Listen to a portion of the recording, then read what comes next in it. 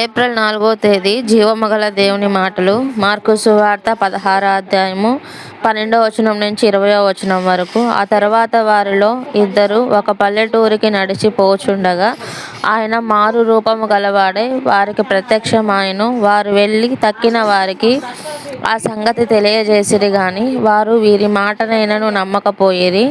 పిమ్మట 11 మంది శిష్యులు భోజనమునకు కూర్చున్నప్పుడు ఆయన వారికి ప్రత్యక్షమై తాను లేచిన తరువాత తన్ను చూచిన వారి మాట నమ్మనందున వారి అపనమ్మిక నిమిత్తమును హృదయ కాఠిన్యము నిమిత్తమును వారిని గద్దించెను.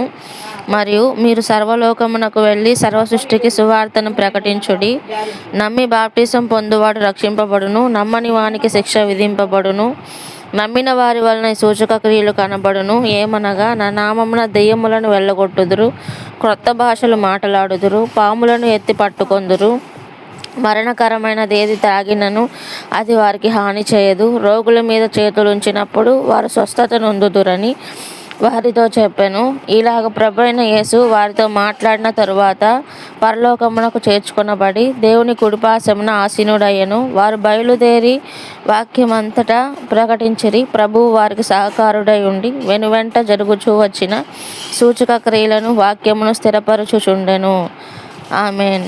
యేసయ్య వాక్యాన్ని ఆశీర్వదించునుగాక. వినిన మీ అందరి జీవితంలో దీవెనలు, మెండైన దీవెనలు కలుగునుగాక. ఆమెన్.